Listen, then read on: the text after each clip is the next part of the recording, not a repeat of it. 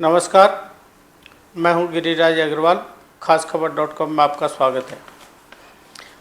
दोस्तों, आप देख रहे हैं कि पिछले करीब 15 दिन से डॉक्टरों का विरोध प्रदर्शन हो रहा है और राइट टू हेल्थ जो विधेयक आ रहा है उसको लेकर के वो आंदोलन कर रहे हैं और पिछले कई दिनों से अस्पताल भी बंद किए हुए हैं। अस्पतालों में इलाज नहीं हो रहा है, रोगी परेशान हो रहे हैं। सरकारी अस्पतालों में भी जो रोगी हैं उनको प्रॉपर सुविधाएं नहीं मिल पा रही हैं। आज इसी मुद्दे पर हम चर्चा करने के लिए बैठे हैं।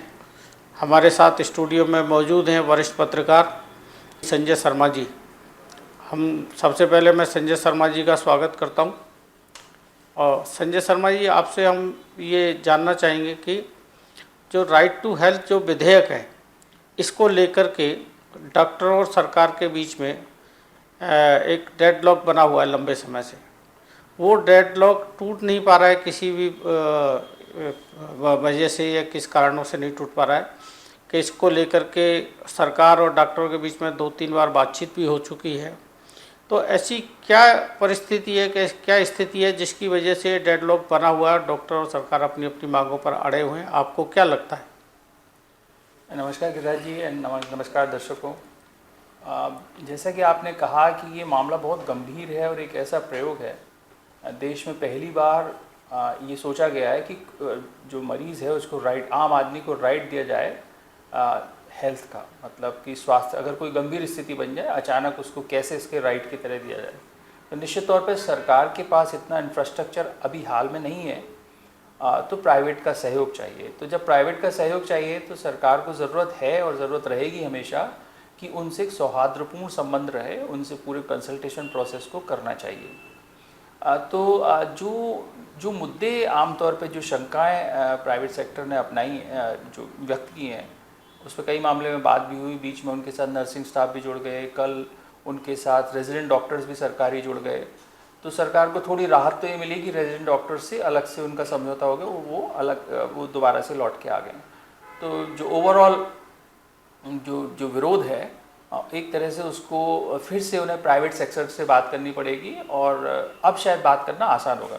मैं आपको एक सरकार का डॉक्यूमेंट शेयर कर रहा हूँ जिसमें जो मूल मुद्दे थे, जिनके ऊपर सारी जो शंकाएँ, सारा जो विवाद बन रहा है, वो है कि जो पुराना मूल बिल था जो उसमें, और जो 21 मार्च 2023 को दोबारा से संशोधित बिल पास किया गया, उसमें सरकार ने उन मुद्दों पे एक्शन लिया है, कानूनी तौर पे ले लिया है, जिन मुद्दों पे जो प्राइवेट सेक्टर है, जो मेडिकल फैसिलिटी हैं, हॉस्पिटल्स हैं, डॉक्टर्स हैं, जो विवाद कर रहे थे। तो उनमें से एक तो ये था कि मूल में इमरजेंसी को परिभाषित नहीं किया गया था, और जो 21 मार्च को पास हुआ है उसमें इसको परिभाषित कर दिया गया है। सरकार के डॉक्यूमेंट के हिसाब से आईएमए के सदस्यों द्वारा अनुरोध करने पर उनके द्वारा सुझाई गई इमरजेंसी को परिभाषित किया गया है, जिसके अनुरूप एक्सीडेंटल इमरजेंसी, सर्पदंश, जानवर के काटने के कारण इमरजेंसी और स्टेट हेल्थ अथॉरिटी द्वारा परिभाषित उक्त आपात स्थिति को शामिल किया गया है। ये बहुत बड़ा मुद्दा था जिसको डॉक्टर्स उठा रहे थे। आईएमए के कहने पर अन्य परिभाषाएं यथा accidental emergency, designated health care centre, emergency प्रसूति केयर, प्राथमिक उपचार, स्टेबलाइजेशन तथा स्थानांतरण परिवहन की भी शामिल किया गया। ये सब चीज़ें इसमें शामिल हो गई हैं। तो लगता है ये बात अच्छी तरह तक अभी तक डॉक्टर्स के पास पहुंची नहीं है। जैसे सब बातचीत होगी तो धीरे धीरे उनको समझ में आने लगेगा कि उनके हितों को ध्यान में रखा गया है, क्योंकि सुधार किया गया है। दूसरा मुद्दा था, मूल बिल में इमरजेंसी उपचार के पुनर्भरण की व्याख्या नहीं थी। कुछ भी नहीं कहा गया था कि वो किस तरह से पुनर्भरण होगा। इस बारे में आपातकालीन उपचार के पश्चात यदि मरीज चिकित्सा संस्थान का भुगतान नहीं करता है तो सरकार द्वारा पुनर्भरण किया जाएगा, ये कानून में ला दिया गया है। मूल बिल में एक बात थी, मूल बिल में नागरिकों के कर्तव्य एवं स्वास्थ्य कार्मिकों के अधिकारों का उल्लेख नहीं था। इस बात को भी इसमें शामिल कर गया, इसके रूल्स बनाने की सरकार ने वादा कर दिया है। एक और जो बात थी जिस पे काफ़ी शंकाएं थी प्राइवेट सेक्टर के डॉक्टर्स को, वो थी 3 प्राधिकरणों का गठन किया गया है, 2 राज्य स्तरीय तथा 1 जिला स्तरीय।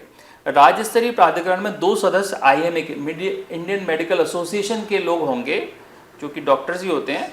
और दूसरा ये है कि राज्य स्तरीय ट्रीटमेंट जो प्राधिकरण है उसमें RUHS के वाइस चांसलर की अध्यक्षता में कमेटी गठित की जाएगी। ये भी उस दिशा में है कि अब डॉक्टर्स की साइड को सुनने वाला कोई होना चाहिए। पहले शंका थी कि मान लो जिला परिषद और इस तरह के लोग होते हैं वो उस मुद्दे को समझ ना पाए और वो कोई और दिशा ले ले, तो डॉक्टर्स की जो कंसर्न थी वो भी इस तरह से इसमें आई है। एक ये था कि शिकायत का जो निवारण है उसके बारे में क्या होगा। तो चिकित्सा संस्थाओं को कार्रवाई का प्रावधान नहीं था। शिकायत निवारण तंत्र में संस्थाओं द्वारा 3 दिन के भीतर भीतर शिकायत का निवारण किया जाना है, ये भी नए बिल में आ चुका है। यदि 3 दिन के भीतर संस्थान शिकायत का निवारण नहीं करता है तो जिला स्तरीय प्राधिकरण को शिकायत अग्रेषित की जाएगी। एक ये भी मुद्दा था, तो इसमें भी सुधार किया है। पूर्व में सिविल कोर्ट की सुनवाई का अधिकार नहीं था, ये भी इस मामले में भी अब छूट दे दी गई है। तो मेरा मानना है कि जो मुद्दे उठाए थे उनको सरकार ने अपने बिल में शामिल कर लिया है। अब सवाल उठता है कि या तो उनसे पहुंची नहीं है, इसके अलावा उनकी कोई शंकाएं, जैसे एक बहुत बड़ी आमतौर पर शंका होती है जैसा कि जो बिल हैं उनके पेमेंट का कितना समय होगा, उस मामले में भी बातचीत हो सकती है। तो लगता है कि ग्राउंड तो शुरू कर दिया है बातचीत का, अब देखते हैं कब बात होती है। संजय जी, जैसा कि आपने देखा होगा कि जो डॉक्टर्स का विरोध चल रहा है इस राइट टू हेल्थ विधेयक को लेकर के, लेकिन जो पब्लिक सेंटिमेंट है, जो जनता है, उनकी भावनाएं तो इस विधेयक को लागू करने के पक्ष में हैं। वो डॉक्टरों के साथ नहीं है। कई जगह डॉक्टरों की हड़ताल के खिलाफ लोगों ने मोर्चे भी निकाले हैं, आंदोलन भी किए हैं, रैलियाँ भी निकाली हैं। लेकिन उसके बावजूद भी डॉक्टर्स जो है या प्राइवेट हॉस्पिटल जो है जन भावनाओं को भी नहीं समझ पा रहे हैं या वो जन भावनाओं के अनुरूप नहीं चलना चाह रहे हैं। तो ऐसी स्थिति में आपको क्या लगता है कि डॉक्टर्स को या प्राइवेट हॉस्पिटल्स को क्या करना चाहिए कि जन भावनाओं के अनुरूप वो अपने अस्पतालों का संचालन करें, इस विधेयक को लागू करें और लोगों को बेहतर से बेहतर चिकित्सा सुविधाएं दे सकें? आपने बिल्कुल ठीक कहा। देखिए, ये पहला प्रयोग है देश में जब कोई ये इस तरह से अधिकार दिया गया है। और मुझे याद है कि डॉक्टर मनमोहन सिंह की जब सरकार गई थी, उन्होंने कहा था हमसे एक काम रह गया और वो था स्वास्थ्य के अधिकार का। इस बार यहाँ पे सरकार ने स्वास्थ्य का अधिकार दे दिया है। निश्चित तौर पर जब आप कोई नई चीज़ लेके आती हैं तो बहुत बड़े बदलाव होते हैं।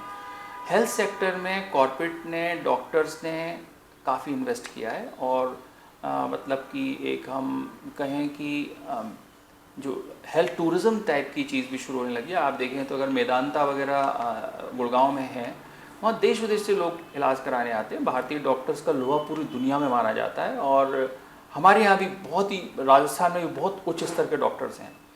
तो ये तो ठीक है कि उन्होंने बहुत सारी सुविधाएं, वो स्किल हैं, लेकिन आपको मेडिकल सेगमेंट को पूरी तरह से, एक तो आप देखिए कि मेडिकल शिक्षा अपने आप में बहुत महंगी है। अगर कोई MD वगैरह करता है तो मेरा मानना ये है, एक MD करते करते एक डॉक्टर को तैयार करने में 3-4 करोड़ रुपए का खर्चा होता है। तो आपको रिटर्न ऑन इन्वेस्टमेंट भी तो देखना पड़ेगा। जब 3-4 करोड़ का खर्चा, पहली बात तो ये समाज के लिए अच्छी बात नहीं है कि इतनी महंगी शिक्षा हो। अगर ये शिक्षा सस्ती होती तो हमारे डॉक्टर्स की भी जो फाइनेंशियल जो रिक्वायरमेंट है इतनी हाई नहीं होती। फिर हमने बहुत सालों से, पिछले 20 साल से जो हेल्थ सेक्टर को प्राइवेटाइज, मतलब ये अकेले राजस्थान की समस्या नहीं है, पूरे देश की है कि प्राइवेटाइज करना शुरू कर दिया। अब एक तरह से डॉक्टर्स में एक शंका पैदा हो रही है कि कहीं रोल बैक प्रोसेस तो नहीं चल रहा। ऐसा तो नहीं कि प्राइवेट सेक्टर की जो सुविधाएं खत्म होना शुरू हो जाएंगी, फिर हमारा क्या रोल होगा। इसके लिए सरकारों ने, केंद्र सरकार ने भी, राज्य सरकार ने इंश्योरेंस का मॉडल ढूंढा है। आप देखिए, आप और मैं जब बिजनेस करते हैं तो हमारा मार्केटिंग का एवरेज 30-40% खर्चा होता है। अब ऐसी चिरंजीवी जैसी सुविधाओं के माध्यम से या आयुष्मान के माध्यम से सरकारों ने लगभग आपको मरीज की गारंटी दे दी, हम इतने मरीज देंगे इंश्योरेंस के माध्यम से। तो ओवरऑल तो मार्केटिंग कॉस्ट घटेगी किसी अस्पताल की। सवाल ये होगा कि जब सरकार बल्क में देगी, जो बल्क में आपको काम देता है तो वो अपनी रेट भी मांगेगा। तो देर सवेर प्राइवेट सेक्टर को स्वीकार करना पड़ेगा ये कि। और आप देखिए कि कोविड में क्या हुआ। कोविड में यूरोप के सारे जो हॉस्पिटल्स हैं उनको सरकार ने अपने कंट्रोल में ले लिया था। जैसे इंग्लैंड में तो NHS है, वहाँ सब कुछ ही सरकारी है, कंट्रोल में ले लिया था। उनको पता था कि प्राइवेट सेक्टर इस स्थिति से डील नहीं कर पाएगा, तो सरकार ने अपने हाथ में ले लिया था। तो आप मान के चलिए कि ये दोनों कोएग्जिस्ट करने चाहिए, क्योंकि जब प्राइवेट सेक्टर है वो बहुत अच्छी क्वालिटी की सेवा स्पेशलाइज दे सकता है, लेकिन आम आदमी की 80-90% ज़रूरतें तो रोज़ रोज़ वाली होती हैं। और वैसे भी आप देखें तो सरकारी अस्पताल में सबसे बड़े एक्सपर्ट तो सरकारी अस्पताल में बैठे हुए हैं, उनमें से रिटायर होकर वो प्राइवेट सेक्टर में आते हैं। ऐसा नहीं है कि कोई शुरुआत में प्राइवेट सेक्टर में टॉप का आदमी आया, वो सभी लोग रिटायर होकर कहीं से ट्रेनिंग लेके आते हैं, निकले इन्हीं संस्थानों से। मेरा मानना ये है कि सरकार को ध्यान रखना पड़ेगा कि रोल बैक प्रोसेस इतना फास्ट ना हो। जो लोगों ने अपना इन्वेस्टमेंट कर दिया है वो धीरे धीरे उसको समझ पाए और नई दिशा में लगा पाए, तब जाके एक संवाद हो सकता है। जैसा कि आपने कहा कि शिक्षा बहुत महंगी हो गई है, एक डॉक्टर को बनवाने में करीब 3 से 4 करोड़ रुपए खर्च होते हैं। यही बिंदु डॉक्टर्स की तरफ से भी आता है कि हॉस्पिटल्स पे बहुत खर्चा होता है, महंगे इक्विपमेंट हैं, एएमसी बहुत महंगी होती है, इतना खर्चा होता है और फिर वो उसका खर्चा निकालना बड़ा मुश्किल होता है। सरकार ने जो स्कीम हेल्थ इंश्योरेंस जो कर रखे हैं उसमें पैकेज बहुत कम दिए हुए हैं, बहुत कम राशि के पैकेज हैं। उस पैकेज से उनका जो है खर्चा नहीं चल पाता या क्वालिटी का ट्रीटमेंट वो नहीं दे पाते रोगी को। तो इसके बारे में आप क्या सोचते हैं, क्या वो पैकेज बढ़ाए जाने चाहिए या वो पैकेज या डॉक्टर्स को कुछ और रास्ता निकालना चाहिए? इसके बारे में आप क्या समझते हैं?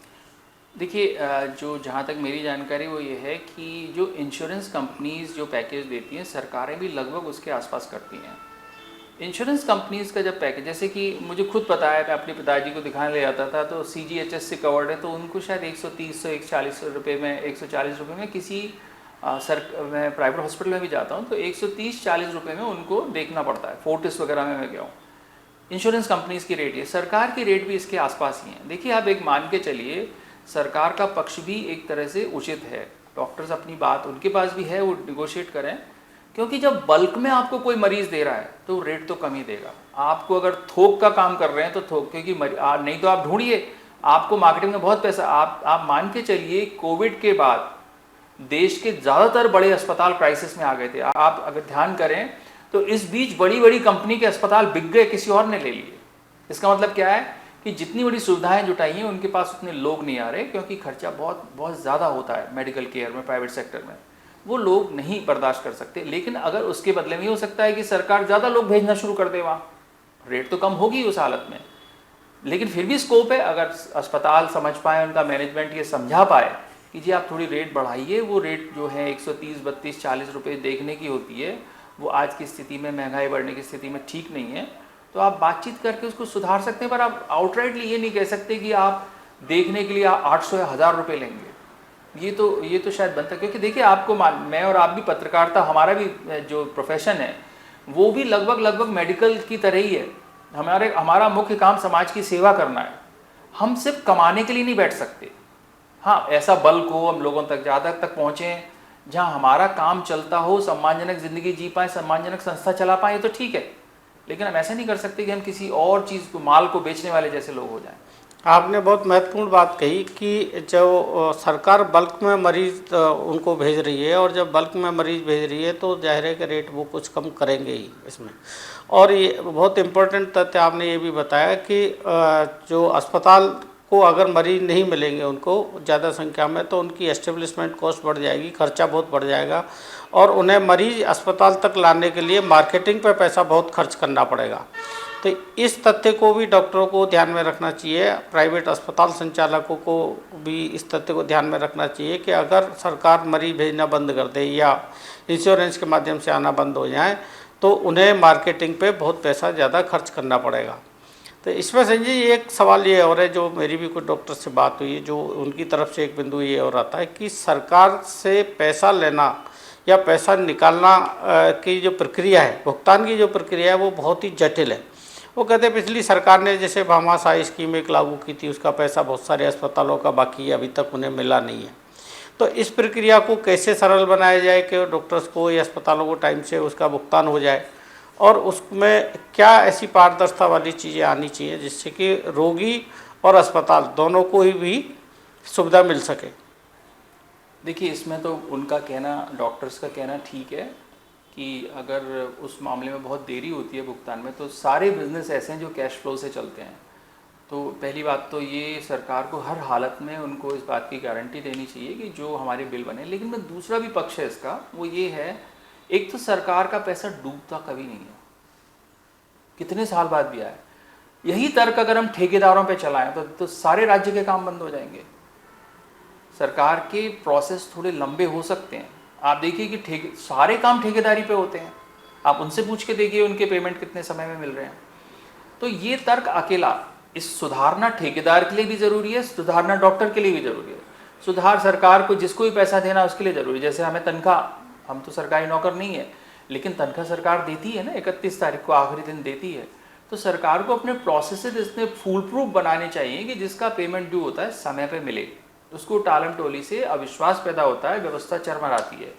लेकिन अगर आप यही माने कि पेमेंट में सिर्फ उन्हीं के साथ दिक्कत है, कोविड के time tax collection almost collapse कर गया था, हो सकता है वो उस टाइम का उदाहरण दें। मुझे तो लगता है सरकार को एक वाइट पेपर इशू करना चाहिए, हमने इस हॉस्पिटल को इतने दिन में इतना पैसा दिया, और उसके बाद जनता के बीच इस जानकारी से चर्चा हो कि सच में ये इसके तथ्य क्या है। क्योंकि मुझे शंका है कि जितनी देर की बात की जा रही है वो देर सचमुच में उतनी है, या समस्या ये है कि प्राइवेट सेक्टर को एक शंका हो गई है कि क्या हम सर्वाइव कर पाएंगे। जब सरकार ही मेडिकल केयर में इतनी आगे बढ़ जाएगी तो हमारे लिए क्या बचेगा। ये एक शंका लोगों को एक तरह से आंदोलित कर रही है, उनके मन को एक मन में डर फैल रहा है। जबकि केंद्र सरकार और राज्य सरकार दोनों ने मॉडल ढूंढ लिया है कि सरकार अपना काम करती रहेगी, सरकारी अस्पतालों में करती रहेगी, और प्राइवेट सेक्टर को इंश्योरेंस के माध्यम से वो जोड़ेगी। तो इसमें थोड़ी समझ बनने में समय लगेगा, मुझे लगता है जो है अभी वो शंकाओं का मामला है। इसमें एक बात और आती है, जैसे कि आपने भी बीच में पॉइंट आउट किया था कि क्वालिटी का ट्रीटमेंट मिलना चाहिए। जो भी है, स्वास्थ्य हमारा अधिकार है और संविधान में भी दिया हुआ है कि स्वास्थ्य का अधिकार है, आदमी को बेहतर लाइफ और अच्छी क्वालिटी का ट्रीटमेंट मिलना चाहिए। तो इसी क्वालिटी को लेकर के डॉक्टर्स की तरफ से भी पिछले दिनों ये बिंदु उठाया गया था कि पैकेजेज इतने कम हैं कि उसमें क्वालिटी का ट्रीटमेंट दिया जाना संभव नहीं है। अभी भी वो इस बात को लेकर के आ रहे हैं कि ये बिल अगर लागू किया जाता है और इमरजेंसी में कोई रोगी किसी के हॉस्पिटल में या किसी के पास जाता है तो वहाँ क्वालिटी का ट्रीटमेंट उसको मिल पाएगा या नहीं मिल पाएगा, ये भी अभी इस पर भी शंका जताई जा रही है। तो आप क्या सजेस्ट करना चाहिए, क्या बताना चाहेंगे कि किस तरह से जो है रोगियों को क्वालिटी का ट्रीटमेंट मिल सकता है, इसमें सरकार और अस्पतालों को क्या करना चाहिए? देखिए, वैसे तो मैं आपको बताऊं कि क्वालिटी ट्रीटमेंट अगर आप देखेंगे तो देश में जो भी आपको बड़े नाम पता हैं वो सरकारी ही हैं। आपको एम्स के बारे में पता है, मैं और आप पीजीआई चंडीगढ़ हमने देखी है, उनके आगे कोई हॉस्पिटल नहीं है किसी मामले में।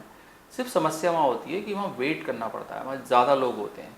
मशीन भी उनके पास बेहतरीन है, डॉक्टर देखिए मशीन आप बहुत अच्छी ले आइए लेकिन डॉक्टर की क्वालिटी नहीं है। फिर जो प्राइवेट सेक्टर में जो पीजीआई का एम्स का रिटायर हुआ डॉक्टर वही तो आके वहाँ पे काम करता है, सिर्फ मशीन का ही तो फ़र्क पड़ा।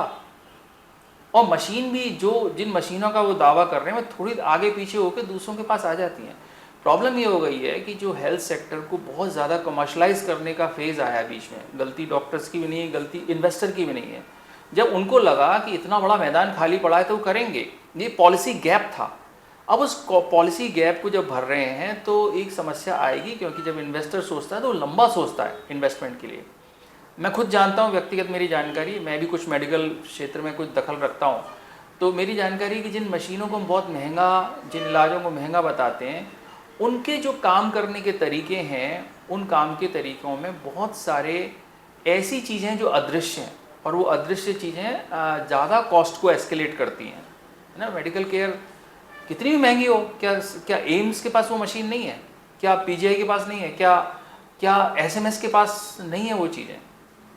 तो ये थोड़ा सा डॉक्टर, हाँ उससे भी ज़्यादा करें अच्छी बात है, उनके पास जो अच्छी चीज़ है वो साफ़ सुथरे हॉस्पिटल होते हैं, आपकी केयर हो पाती है, क्योंकि उनके पास लोड नहीं है, उनके पास लोड नहीं है, और महंगा होने से लोड और कम हो जाता है। लेकिन कोविड के टाइम कंप्लीटली जो प्राइवेट सेक्टर है, इस प्राइवेट सेक्टर जो मेडिकल केयर है, उन लोगों को बहुत दिक्कतें आई हैं कोविड के बाद। कोविड के दौर में तो कुछ हुआ उनका, लेकिन बाद में ऑलमोस्ट प्राइवेट सेक्टर क्राइसिस में आ गए। इसको इंश्योरेंस वाले और सरकारों के सपोर्ट से ही चल पाएंगे वो। तो सरकार और डॉक्टर्स अपने बीच में एक अच्छा संवाद रख के कोई रास्ता निकाल सकते हैं। जैसा कि आपने बताया कि क्वालिटी ट्रीटमेंट जो है सरकारी अस्पतालों में सबसे बेहतर होता है, आपने पीजीआई चंडीगढ़ का, एसएमएस के उदाहरण भी दिए, और ये बात सही भी है कि जब भी कोई बड़ी इमरजेंसी होती है या जब भी कोई बड़ी बात होती है तो सबसे पहले रोगी इन्हीं बड़े सरकारी अस्पतालों में जाते हैं। फिर एक ये भी बात आ रही है कि सरकार, जब सरकारी अस्पतालों में अच्छे डॉक्टर्स हैं, अच्छे इक्विपमेंट हैं, क्वालिटी का ट्रीटमेंट वहाँ हो जाता है, और एक आम जन में ये धारणा भी है कि जो है मतलब बड़े अस्पताल में जल्दी जाना चाहता है ताकि वहाँ उसकी टाइम से केयर हो सके। लेकिन एक ये भी है कि सरकार ने बहुत सारे जिला अस्पताल भी बनाए हैं, सामुदायिक स्वास्थ्य केंद्र भी बनाए हैं, डिस्पेंसरी भी बनाई है आसपास। पर वहाँ डिस्पेंसरी के और उनको लेकर के ये आता है कि अगर छोटी मोटी कोई बात होती है तो आदमी सबसे पहले प्राइवेट अस्पताल में ही जाता है। सरकारी डिस्पेंसरी में या उसमें अस्पताल में जाने से बचता है, या उसको लगता है वहाँ पर डॉक्टर मिलेगा नहीं मिलेगा क्या होगा। तो इनका डॉक्टर्स की तरफ से एक ये बात भी है कि सरकार उन डिस्पेंसरीज को, उन अस्पतालों को और बेहतर बनाए, वहाँ उतना पैसा अगर खर्च करे तो वो और भी बेहतर हो सकते हैं और लोगों को अच्छा ट्रीटमेंट मिल सकता है। तो प्राइवेट को सस्ता ट्रीटमेंट देने के लिए सरकार बाध्य ना करे। तो चूँकि सरकार से बहुत सारे अस्पतालों को ज़मीनें भी मिली हुई हैं, अस्पतालों को बहुत सारे कंसेशंस भी गवर्नमेंट ने दिए हुए हैं, ये भी एक विषय आता है। तो सरकार फिर उनसे सस्ता इलाज करवाने के लिए भी कह सकती है। तो इस को लेकर के आपको क्या लगता है कि ये जो है क्वालिटी का ट्रीटमेंट जो है सरकारी अस्पतालों में या सामुदायिक स्वास्थ्य केंद्र पे कैसे बेहतर हो सकता है? मैं गिरिराज जी इसमें एक और नए पक्ष को जोड़ना चाहूँगा। देखिए, हमें 2-3 तरह से इसको देखना पड़ेगा। पहली बात, उनकी बिल्कुल ठीक है, और पहले हम जानते भी हैं, हमारे बचपन में हम देखा करते थे कि हमारे आसपास सरकारी अस्पताल प्राइमरी केयर के लिए अच्छे भले चलते हुए होते थे। लेकिन वो बाद में जो ये ख़ास तौर से जब इकोनॉमिक लिबरलाइजेशन के बाद एक ऐसा दौर आया कि हमने जो सोशल सेक्टर को इग्नोर किया था कई साल तक, है ना, तो उससे कुछ हमारे जो सिस्टम में करप्शन आ गया। करप्शन मतलब गलतियाँ आ गई, करप्शन अलग पक्ष है, लेकिन गलतियाँ, कमियाँ आ गई। लेकिन इसका एक और पक्ष है जिसके बारे में लोग चर्चा नहीं। देखिए, राइट टू हेल्थ से पहले जो राइट एक्टिविस्ट हैं, हेल्थ एक्टिविस्ट हैं, वो कुछ और बात भी कह रहे थे। वो कह रहे थे कि जो हेल्थ की व्याख्या कुछ व्यापक होनी चाहिए। मेरा मानना ये है, अगर आप WHO या और व्याख्याओं को देखें तो हेल्थ का मतलब है आप खुश रहें, स्वस्थ रहें, और आपका अड़ोस पड़ोस मतलब इसमें भी खुश रहे। इसका मतलब आपका मानसिक स्वास्थ्य भी है, आप ऐसा माहौल हो। तो इसका मतलब है वायु साफ हो, पानी साफ हो, माहौल साफ हो, और जो प्रिवेंटिव हेल्थ केयर है वो पढ़ाई का हिस्सा भी हो सकती है कि हर बच्चे को कसरत। आपके स्कूल में क्या कोई ज़रूरी है कि स्कूल में कसरत कराई जाती हो? क्या स्कूल में कोई सिखाता है कि न्यूट्रिशन कैसे रखा जाता है? क्या आपको कोई ये सिखाता है कि आपके बुरे विचारों का, बुरे मतलब कि नेगेटिव रहने से आपके स्वास्थ्य पे क्या फ़र्क पड़ता है? ऐसा तो आपके स्वास्थ्य सेवाओं में कोई ट्रेनिंग है नहीं। ये एजुकेशन का पार्ट क्यों नहीं बनते? अगर हम व्यापक रूप से हेल्थ की व्याख्या करेंगे तो हम एक सुखद समाज बना सकते हैं। अभी भी जितना हुआ अच्छी बात है, लेकिन राइट टू हेल्थ बिल को इन सब चीज़ों को भी अपने दायरे में लेना चाहिए था। अब उससे होता क्या, जब सरकार की जिम्मेदारी आ जाती तो सरकार को पॉलिसी करेक्शन करना पड़ता कि उसको लगता मेरा तो इतना खर्चा बढ़ रहा है, तो मैं बजाय हॉस्पिटल सेटअप करने के मैं स्कूल करिकुलम में स्पोर्ट्स के नंबर दिलवाना शुरू करूं, कसरत के नंबर मिलते हों, न्यूट्रिशन के बच्चे को नंबर मिलते हों, स्वस्थ रहने की इंसेंटिव्स हों। हम वहीं रोक सकते थे इसको, और वो सस्ता इलाज था। लेकिन व्यवस्था होती क्या है, जब आज इनको एबरेशंस बोलते हैं, जब व्यवस्था में एबरेशन आ जाते हैं तो कुछ ऐसे इंटरेस्ट उसमें आ जाते हैं कि वो पॉलिसी को करेक्ट नहीं होने देते। तो ठीक है, मैं तो मानता हूँ छोटी शुरुआत तो हुई है, लेकिन देर सवेर हम जैसे लोगों की बात भी सुननी पड़ेगी कि स्वास्थ्य का मतलब प्रसन्न रहना और प्रसन्न माहौल होना है, और मतलब वायु अच्छी हो, जल अच्छा हो, माहौल अच्छा हो, ये गारंटी स्वास्थ्य की होनी चाहिए। राइट टू हेल्थ विधेयक को लेकर के जो अस्पताल और डॉक्टरों की जो शंकाएं हैं, सरकार भी उनका समाधान करने का प्रयास कर रही है और कई शंकाओं का समाधान किया भी है। आज की हमारी चर्चा में संजय शर्मा जी ने भी कई समाधान सुझाए हैं। हो सकता है कि उससे कुछ ये जो डेडलॉक बना हुआ है उसका वो टूट जाए और उसका समाधान निकल आए। तो हमारी तरफ से भी, खासखबर.com की तरफ से भी अपील है सभी डॉक्टर्स से और अस्पताल संचालकों से कि वो जनहित को देखते हुए, लोगों के स्वास्थ्य को देखते हुए इस आंदोलन को ख़त्म करें और इस राइट टू हेल्थ जो विधेयक है इसको लागू करने में सहयोग करें, जिससे कि हर व्यक्ति को क्वालिटी का ट्रीटमेंट मिल सके और वो स्वस्थ रह सके। आज की चर्चा में संजय शर्मा जी ने हमें बहुत ही गहराई से और तथ्यात्मक जानकारी दी है, इसके लिए हम इनका धन्यवाद करते हैं। तब तक आप YouTube पर हमारा चैनल खासखबर.com सब्सक्राइब करें। खबरों की अधिक जानकारी के लिए हमारी वेबसाइट www.खासखबर.com लॉग ऑन करें और गूगल प्ले स्टोर पर जाकर हमारी मोबाइल ऐप अभी डाउनलोड करें।